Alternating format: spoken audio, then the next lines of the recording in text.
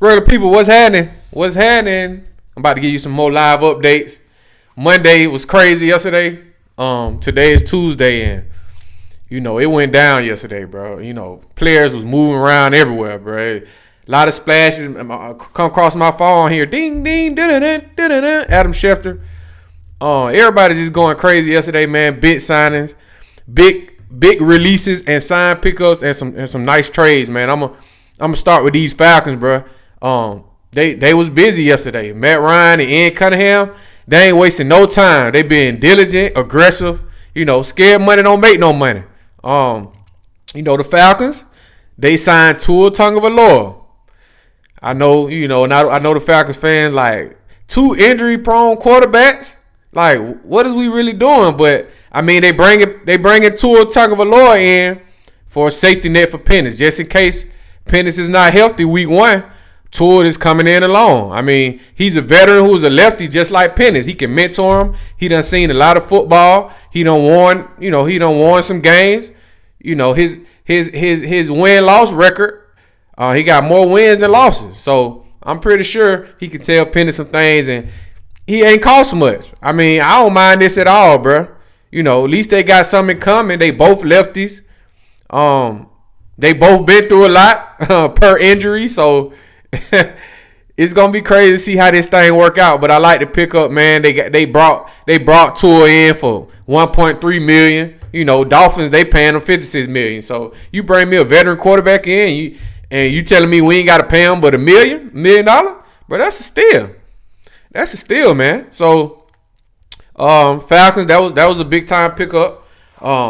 Before Tua concussions, Tua was pretty elite. And I feel like he still is an accurate quarterback. With his completion percentage, if you go watch the film, I mean, he led the NFL in yards attempt and quarterback rating in 2022, led the NFL in passing yards in 2023, led the NFL in completion percentage in 2024. So Tua has, he has rap for, being accurate, and being consistent these past couple years. But he had that concussion and everything just went downhill from there. We're gonna keep moving right along. The Dolphins, after they released Tua, they're signing Malik Willis.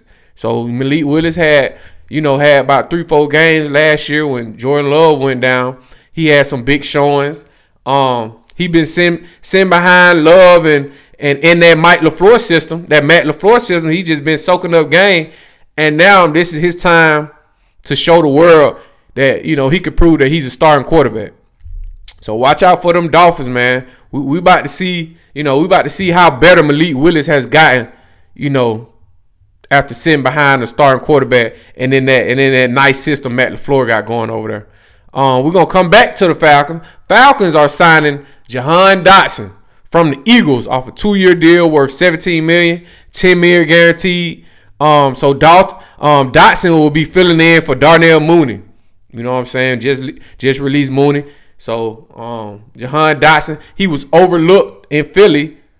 He was overlooked by A.J. Brown and Devontae Smith. He's a speedster who can take the top off the defense.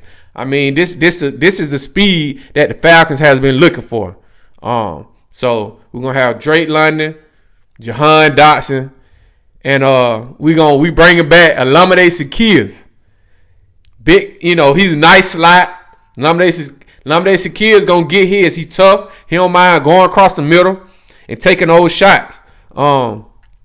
He's fast, agile. He was playing for the Bears last year, number 14.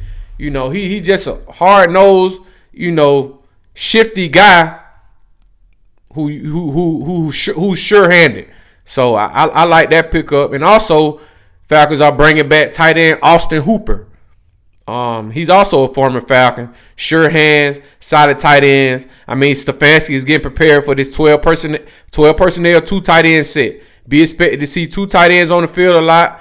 They'll be getting the ball a lot. I'm pretty sure Pitts is definitely gonna have a breakout year. Last year was kind of semi-breakout year, but this year he gonna get off because as much as Stefanski uses those tight ends in his system, man, he's gonna eat. He's gonna eat. Moving right along, the Cardinals are signing Tyler Algier to a 2-year deal worth $12 million. So I guess Tyler Algier, he didn't want to stay. He wanted that starting role. So we need to be looking for a backup running back in the draft, in free agency, however y'all want to do it. When Bijan get tired, we gonna need a solid running back to come in and and do his thing. So yeah, man, Falcons. They very busy. They still busy today. They also signed the kicker Nick Folk on a 2-year deal. Veteran kicker from the Jets. He's 41 years old, so he's been in a lot of clutch situations. He's kicked 51 combined field goals and extra points last season for the Jets, and he only missed one. So Matt Ryan, man, he's definitely attacking all of our holes on our team. We're also signing punter Jake Bailey for a 3-year, $9 million deal. Our new special team coach, is Craig Ackerman, and he has history with Nick Folk and Jake Bailey. So y'all already know familiarity and relationships in the NFL goes a long way. The Falcons are also, the Bills have signed D. Alford, former Falcon. He balled out last year. Signed him for 3 years, $10 million. So Falcons still got a lot of free agents. I think they may have traded D. Alford for some picks, but I think this general manager and Matt Ryan they got picks for Algier. And they just moving these players around, and they just signed Troy Anderson. So Kaden Ellis is his contract year. They may get some picks for him. So hey, they aggressive, man. They doing their thing. So we got Tua Tagovailoa, Austin Hooper, Olamide Shakir, Jahan Dotson, Cameron Thomas. I didn't mention Cameron Thomas. Stefanski, they just signed him, brought him in on a short deal. Just chess piecing, just in case James Pierce Jr., just in case we don't know what's gonna happen with him. They may suspend him for 6 games, or we know that's a toss up. That's up in the air. So they bringing in Cameron Thompson. He's an edge, tough nosed DN.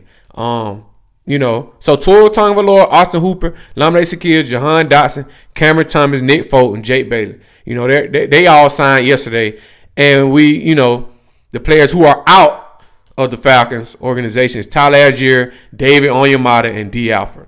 So I'm gonna be looking at some more moving pieces to be moved today and tomorrow, and they gonna keep it going.